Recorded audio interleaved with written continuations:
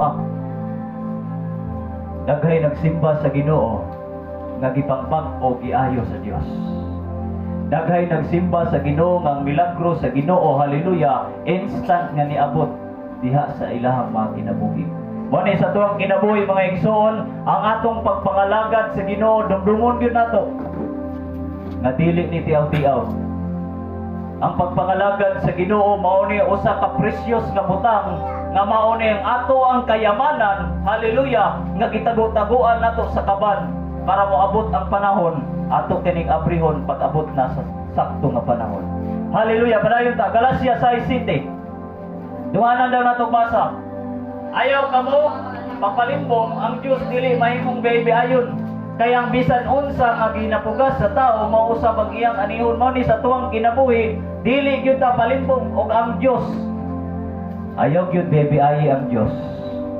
So diyan ta ka Christian, mga anak sa Ginoo nga naa karon dugay na ta nangalagad sa Dios, pero sultian ta ka ayaw gyud biya-biyaig dula-dulai ang Ginoo.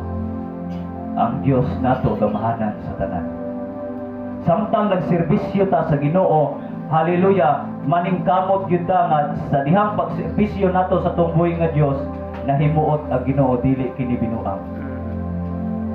Although maingon ta sa tuwang kinabuhi nga Lord, okay ra ko kay naa-present ko kanunay, pero kumusta ang pagpangalagad sa Ginoo? Ningon diha, ayaw kamo pagpalimbong ang Dios dili mahimong gaybi-ayon. Ang tanan nga nagbiay-biay sa Ginoo, ang tanan nga nagbiay-biay sa pagsimba sa Dios.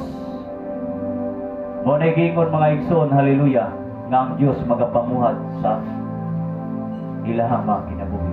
Sa ato ang mga kinabuhi. Mo ni diha sa mga pagsimba, ipokus ang pabalingon kay ang Dios magapamuhat. Tingon dia. Hallelujah, padayon ta. Pasiuna sa atong panahon karon, daghan ang nakuha sa seryoso nga mga butang nga murag dili importante. Kasagaran karon mga igsoon, ang importante na noon nga mga butang, ang importante na noon nga buhaton sa ato ang kinabuhi, ang importante na noon nga buhaton sa usa ka tawo samtang buhi pa ka, usahay mawala na noon to siyang importansya.